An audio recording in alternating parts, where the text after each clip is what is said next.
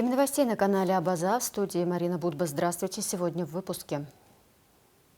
В Южной Осетии масштабно отмечают 35-летие республики. Бадра Гунба прибыл в Цхинвал.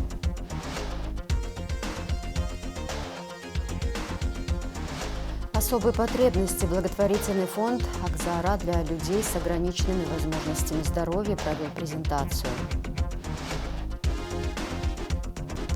3 свадьбы и 1 побег. Премьера абхазской комедии состоялась в Государственной филармонии.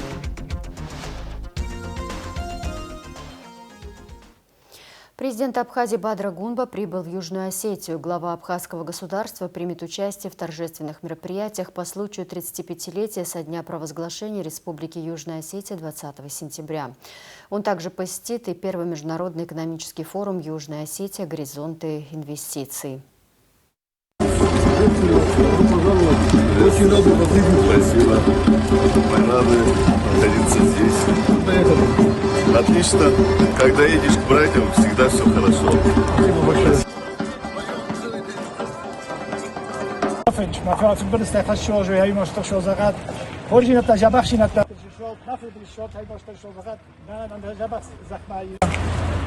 Здоровья, успехов и, самое главное, мирного неба над головой. Уважаемый Константин Хасанович, дорогие братья юго-осетины, сегодня для нас честь находиться на братской земле, земле наших братьев, которая столетиями является священным для всех аланов местом. Сегодня мы приехали в республику в рамках празднования Дня Республики.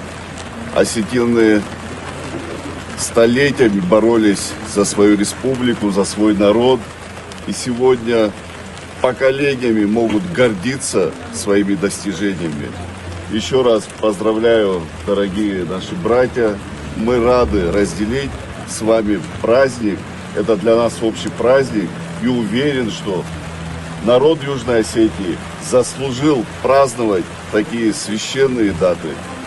За вас, дорогие братья. Аминь.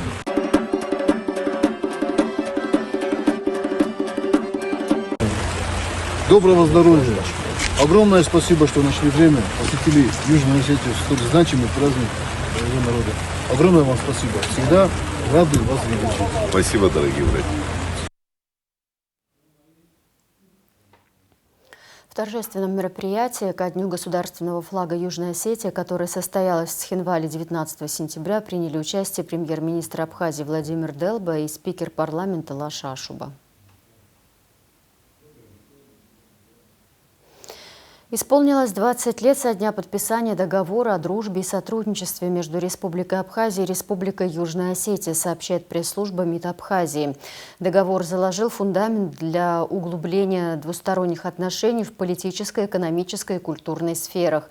За прошедшие годы на его основе подписано более 40 соглашений. Уверены, что дальнейшее расширение многопланового сотрудничества и последовательная реализация достигнутых договоренностей послужит укреплению благополучия народов Абхазии и Южной Осетии, отмечено в сообщении МИД Абхазии.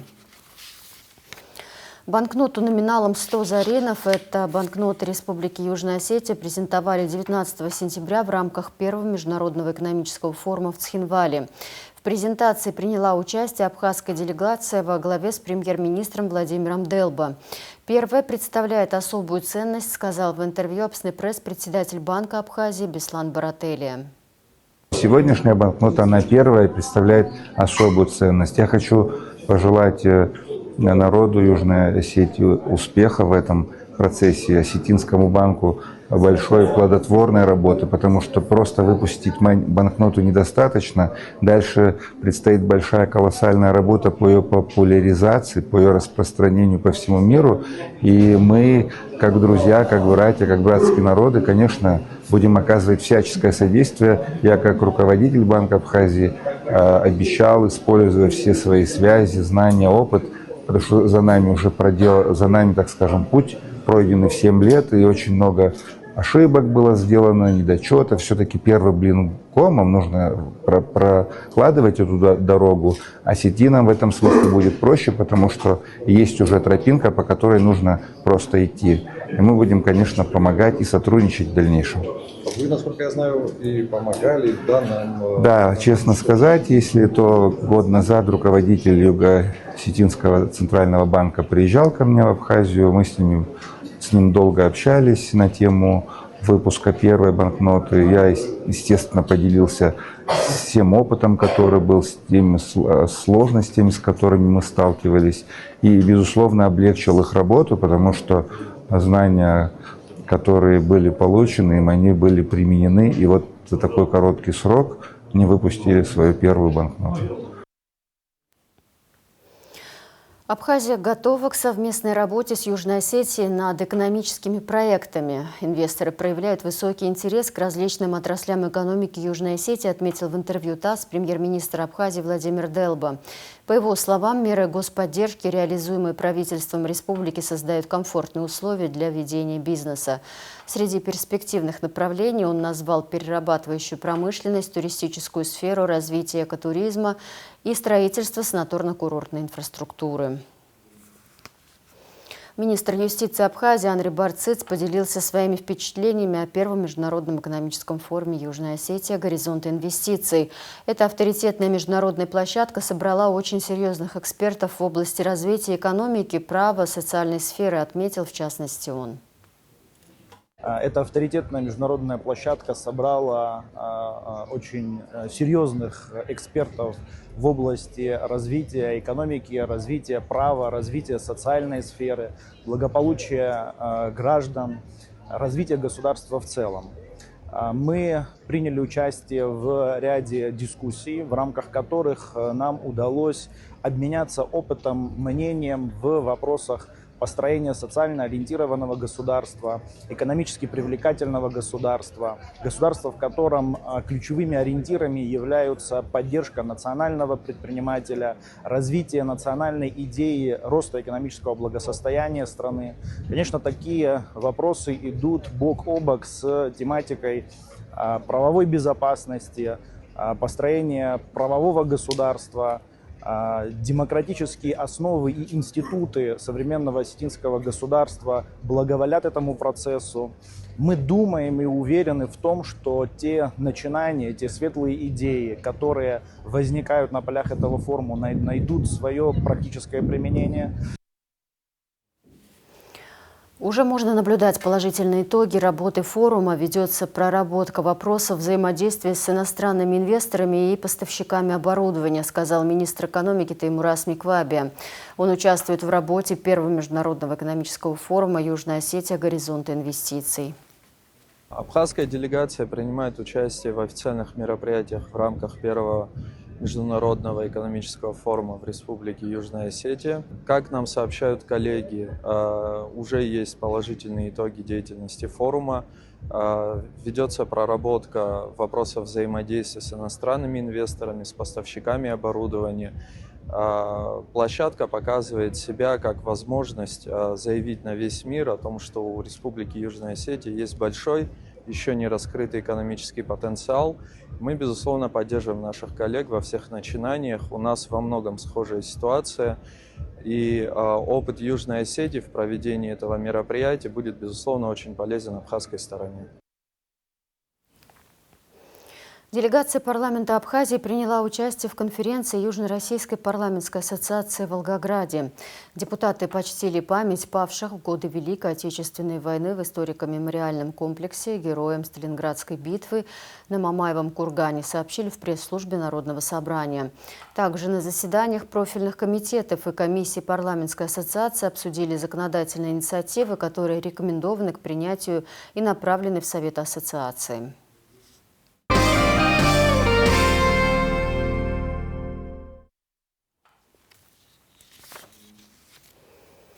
Репетиция парада к 32-й годовщине Победы прошла в Сухуме. Торжественным маршем у мемориала славы прошли военнослужащие подразделения Министерства обороны, 7-й российской военной базы и погрануправления ФСБ России в Абхазии всего около 700 человек. Как рассказал начальник управления боевой подготовки Минобороны Республики Беслан Мужба, подготовка к торжественному проходу колонн во знаменование 32-й годовщины Победы в Отечественной войне народа Абхазии ведется уже более 2 месяцев. Генеральная репетиция парада состоится 29 сентября в 16:00. Парадные расчеты готовились в течение 2 месяцев. В неделю 1 раз на этой площади мы проводим слаживание парадного расчета. В остальные дни командиры подразделений в своих воинских частях проводят одиночную подготовку, самостоятельно слаживают. 30 сентября мы покажем свои возможности, насколько мы готовы. Я думаю, что слаженность и подготовка будет на отличную оценку. Новости из районов республики. Рост заболеваемости среди домашних животных зафиксирован в Абхазии. В приграничных районах выявлены случаи свиного гриппа, а также зафиксирована массовая гибель скота. Об этом сообщила в эфире радио «Спутник» главный врач СЭС Гулрыбского района Ирина Степанова. По ее словам, помощь фермерам оказывают ветеринарные службы, принимаются меры по локализации очагов заражения. Более 100 миллионов рублей вложат в реконструкцию набережной в Гудауте. Работы проводятся при поддержке администрации Самары. Об этом сообщил в эфире радио «Спутник» глава финотдела районной администрации Роман Гамисони. По его словам, реконструкция набережной повлечет за собой увеличение налоговой базы и рост доходов районного бюджета.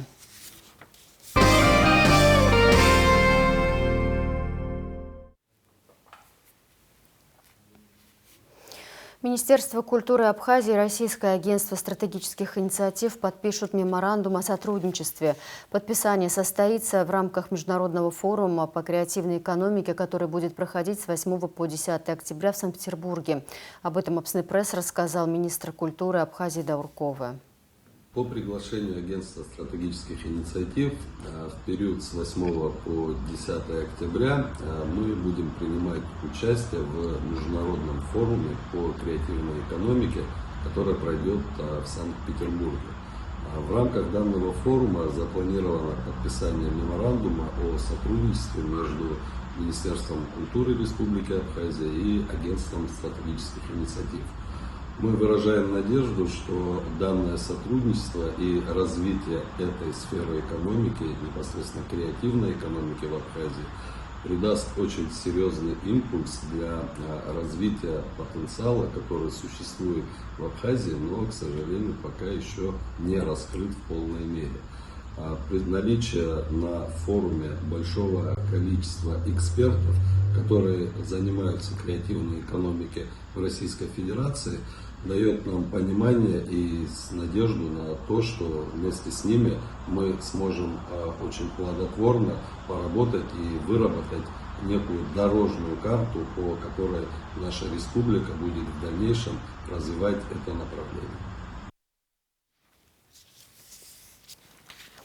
Встреча с артистами Государственного республиканского абазинского драмтеатра прошла в Минкульте Абхазии. Министр ведомства Дауркова отметил выдающийся вклад артистов в развитие и популяризацию театрального искусства в республике.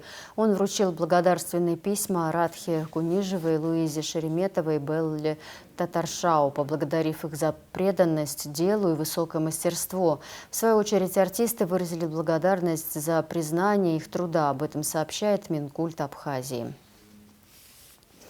Накануне Государственный республиканский абазинский драматический театр выступил в Доме культуры имени Томаса Кокоскир в Гагре с театрализованным представлением «Непокоренная бурка» режиссера Эльдара Агачева. Языком танца, музыки и поэзии артисты рассказали зрителю о верности родине и передали боль, пережитую народом во время войны. Абазинский театр посетит и другие города Абхазии.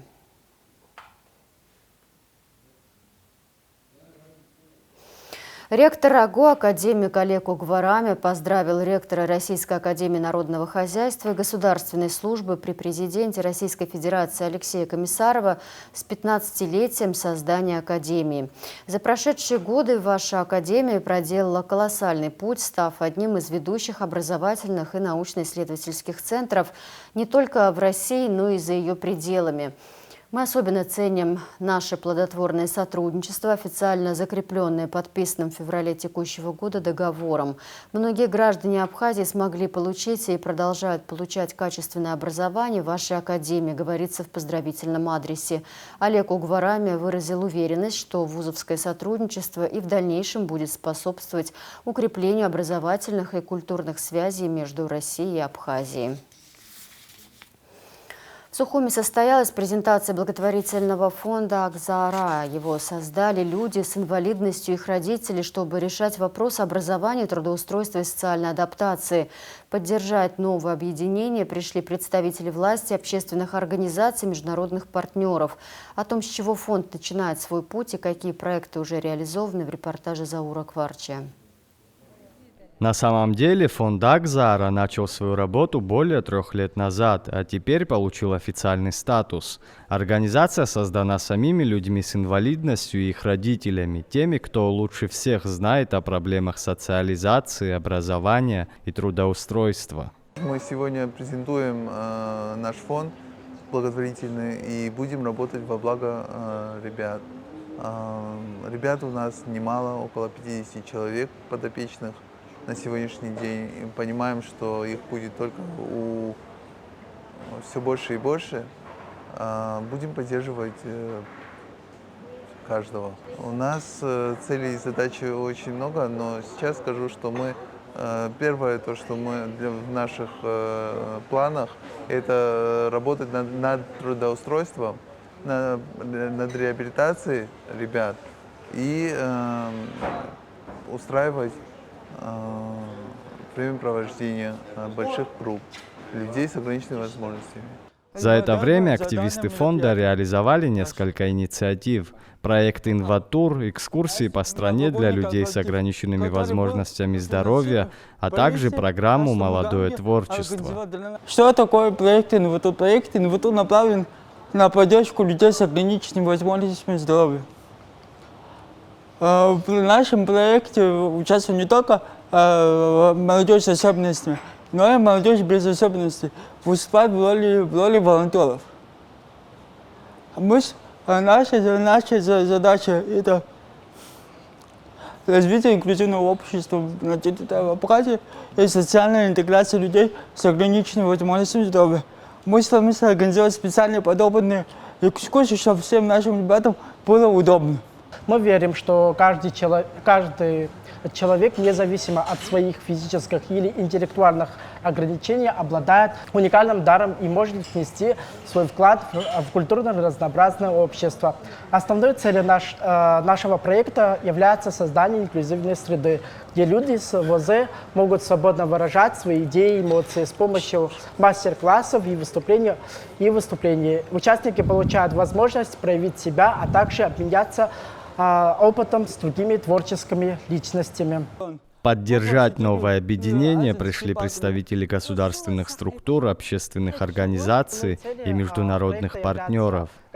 Я с большим удовольствием сегодня принимаю участие на презентации нового благотворительного фонда «Акзаара». Я рада, что в Абхазии появился еще один фонд, который создан в основном людьми с инвалидностью и их родителями, потому что лучше о проблемах людей с инвалидностью, лучше них самих никто не скажет. Вы своей работой не только помогаете друг другу, но и помогаете нашему обществу вообще задумываться лишний раз о том, какую важную работу и какую важную сферу вы прикрываете в нашем государстве. И делаете нас, конечно, лучше и добрее, это совершенно точно. Что хочу сказать, что немало работы проделано, на самом деле очень много достижений вашей общей командой, вашей работой. Молодцы.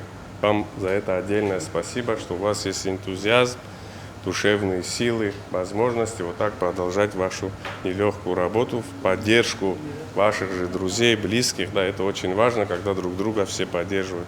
Тем более, если это ограниченные возможностями люди, не только детишки, но и взрослые тоже. То, что вы занимаетесь трудоустройством, это тоже очень важно. Со своей стороны готов содействовать вашей работе и сотрудничать вместе с вами. Фонд Агзара намерен и дальше расширять свою деятельность, открывать новые проекты и привлекать к сотрудничеству государственные структуры и бизнес. Главная цель проекта, чтобы люди с инвалидностью получили равные возможности для образования, работы и полноценной жизни. Заур Кварча, Владимир Капуза, Абаза ТВ.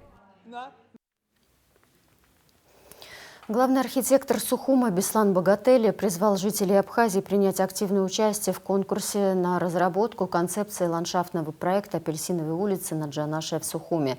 Необходимо предоставить концепцию в распечатанном виде, сообщил Богатели в интервью «Спутник». Организаторами конкурса выступают мэрия города, АГУ и группа «Комфорт и безопасность» команды Абхазии. Идея создания апельсиновой улицы в Сухуме была представлена Тимуром Ласурия, финалистом конкурса команды Абхазии, на встрече с замруководителя администрации президента России Сергеем Кириенко и президентом Абхазии Бадре Гунба.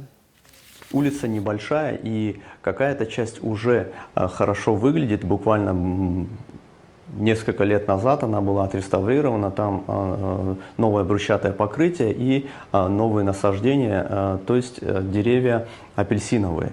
Мы решили продолжить далее высадку деревьев апельсиновых, а также объявили конкурс развития концепции новой улицы, улицы апельсиновой, так называемой.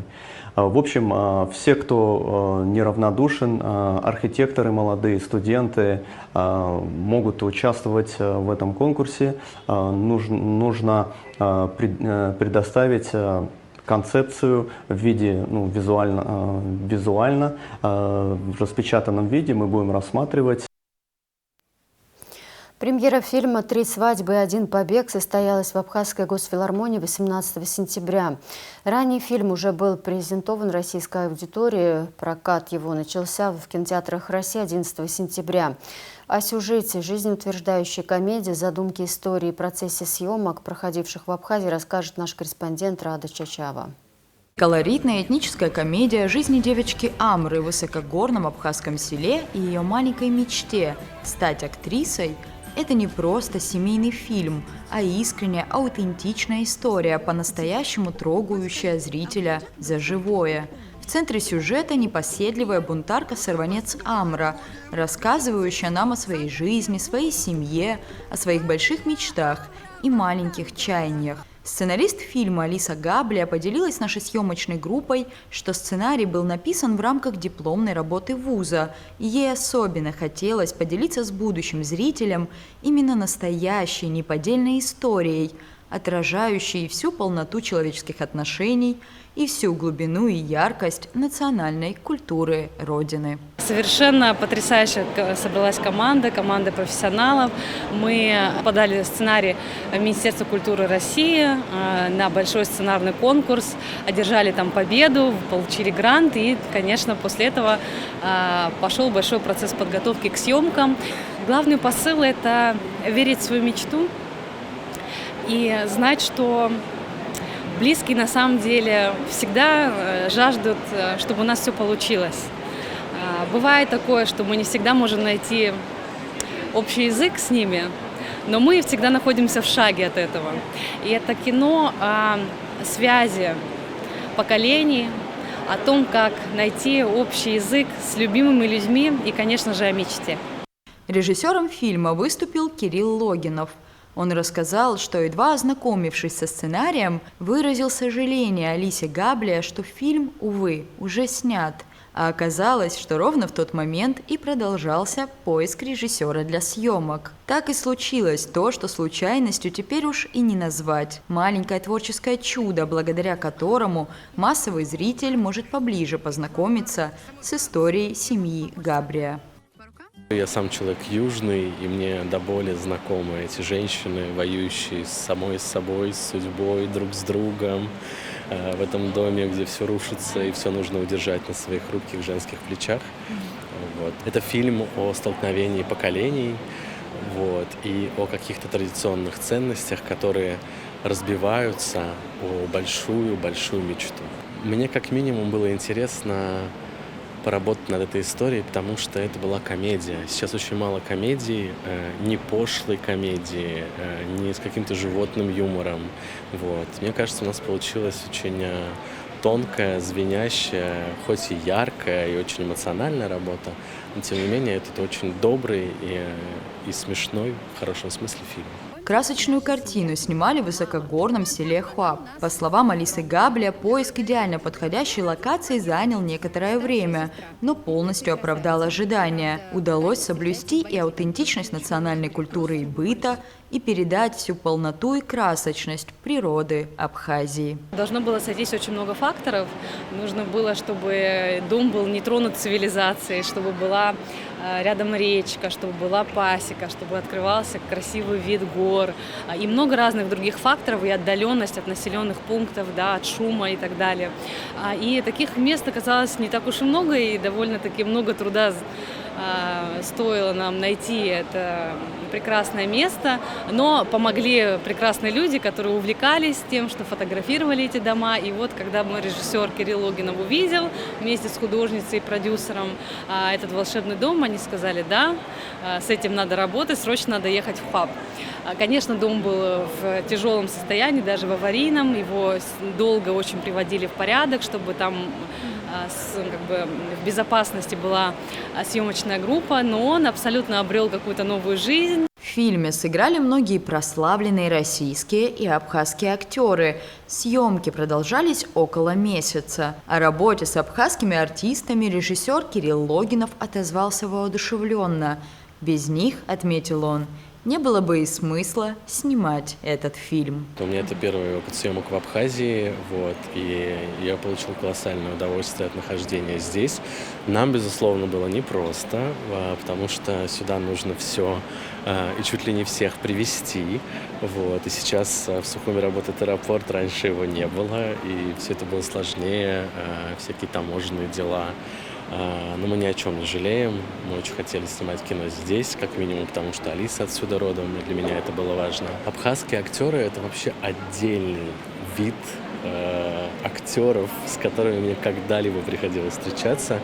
Это потрясающие люди, очень самобытные, очень красивые душой, безумно талантливые, яркие. Если бы не они, этот фильм вообще бы не случился. Для абхазских же артистов опыт съемок в кино, рассчитанном первостепенно на российского зрителя, оказался интересным и увлекательным. Как отметила актриса Государственного молодежного театра Яна Кочарава, пробовать новое важно любому творческому человеку, а съемки в фильме «Три свадьбы и один побег» оставили к тому же теплые воспоминания.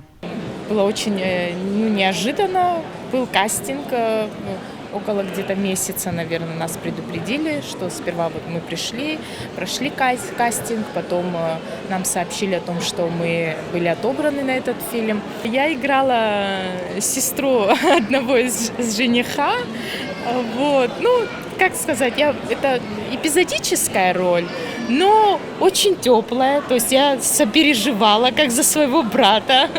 Хочется, чтобы побольше нас снимали кино, чтобы было почаще, и приезжающих режиссеров, и у нас, слава богу, вот уже начинают наши молодые режиссеры, когда нас приглашают. Конечно, для актера очень приятно, мы работаем в театре, но кино — это совсем другое. Театр, там совсем другая атмосфера. Фильм, уже успевший завоевать признание на фестивале дебютного кино «Короче» и получить спецприз телеканала «Россия-1», после официального проката будет представлен эксклюзивно на платформе «Старт».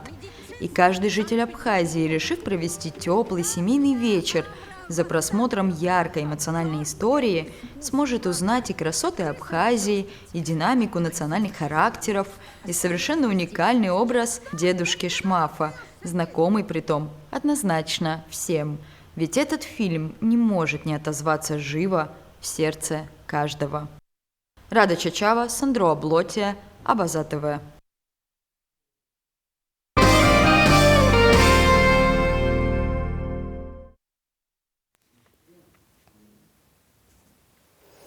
Международный форум современной журналистики «Вся Россия-2025» в Сочи завершит свою работу 20 сентября. Участие в нем принимают около 1000 делегатов из 89 субъектов Российской Федерации, а также дружественных стран. В числе гостей форума председатель Союза журналистов Абхазии Руслан Хашик. В деловой программе дискуссии, круглые столы и презентации в рамках медиафорума «Вся Россия-2025» для делегаций иностранных журналистов организована экскурсионная программа. Они посетили дачу Сталина, загородную резиденцию, а также побывали на бальнеологическом курорте Мацеста. Форум проходит при поддержке Фонда президентских грантов.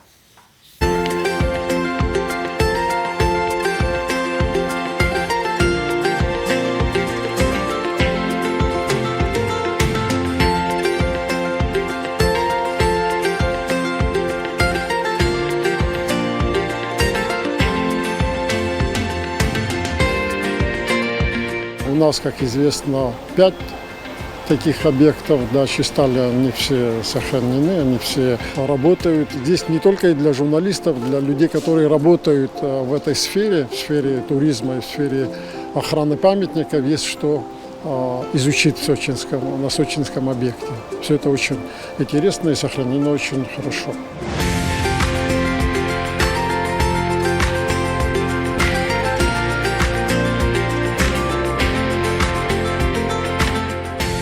То, что нам показали, это удивительно. Высокого класса. Лечат людей, поправляют здоровье. Это очень-очень важно.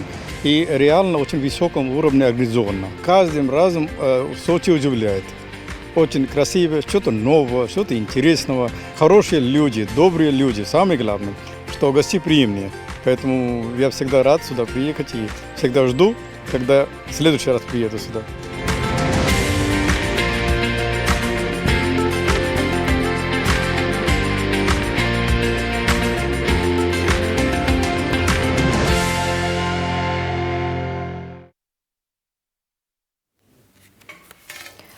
Несовершеннолетняя участница из Абхазии молодежной делегации в Нижнем Новгороде Лаура Статейнова назначена членом детской дирекции слета Всемирного фестиваля. Очень важно, чтобы все участники фестиваля стали большой дружной семьей, где каждый поддерживает и уважает друг друга. Всемирный фестиваль молодежи – это мощный инструмент для формирования молодого поколения лидеров, готовых к изменениям и активному участию в жизни своей страны, пояснила Лаура Статейнова. Ей также удалось лично пообщаться с Дмитрием Чернышенко, заместителем председателя правительства Российской Федерации, который обещал посетить Абхазию. На мероприятие прибыли более 2000 участников из всех регионов России и 120 стран мира. В состав молодежной делегации Абхазии, возглавляемой вице-премьером, исполняющего обязанности председателя Госкомитета по делам молодежи и спорту Таращем Хагбо, вошли 40 молодых людей в возрасте от 18 до 35 лет, а также 2 несовершеннолетних.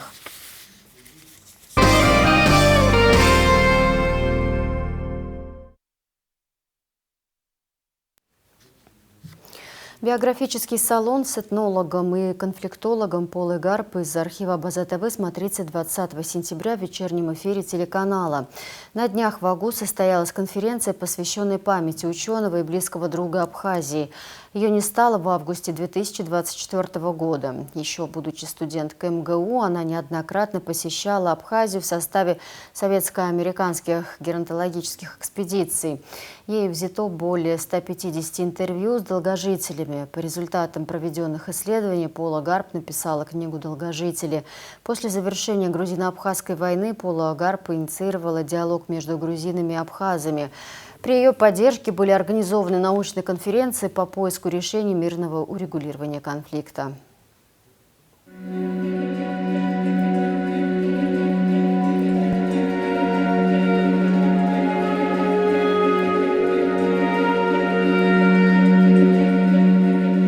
Попала в село Чкерда и шло. Первый день я попала с группой и сразу, как мы говорили тогда, на информацию.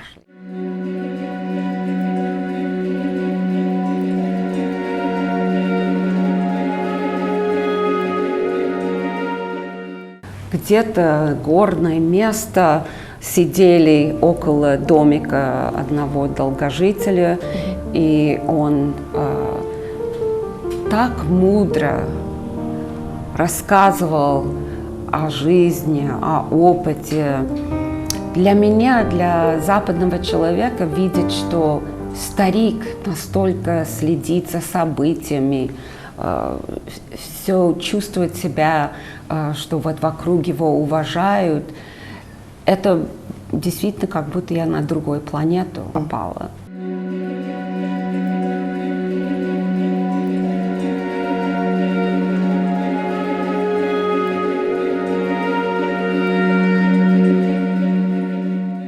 Попала в экспедицию как раз летом 79-м. А в 78-м году, за год до этого, были вот эти волнения. И почти каждый информатор, каждый человек, с кем мы говорили, так в ходе разговора упомянул об этих событиях. Но и в общении с людьми разных этнических групп я чувствовала, что есть какие-то бытовые проблемы.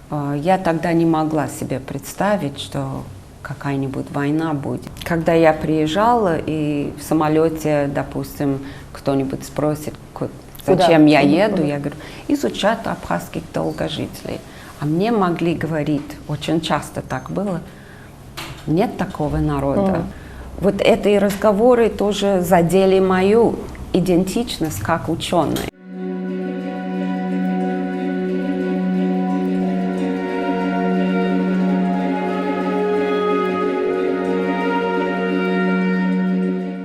Я начала заниматься конфликтологией именно от того периода, когда я изучала долгожительство. И, естественно, интересовалась, когда мне говорили о советах старейшин. Много изучено о том корне войны, корне конфликтов. А меня интересовало вот механизмы разрешения. Обмен информацией, правильное знание друг о друге после такого конфликта – это основа.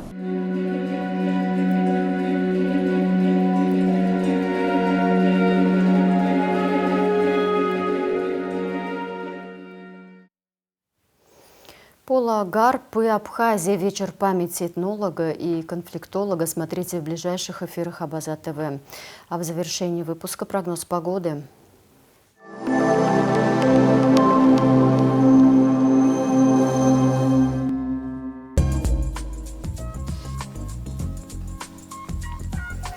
В выходные дни 20 и 21 сентября на территории Черноморского побережья Абхазии ожидается облачная с прояснениями погода. В субботу ночью и до полудня местами дождь разной интенсивности, гроза, в предгорьях дождь с градом. В воскресенье без осадков, атмосферное давление повышенное, температура воздуха ночью 10-15, днем 19-24. Температура морской воды плюс 24, относительная влажность воздуха 70-90%.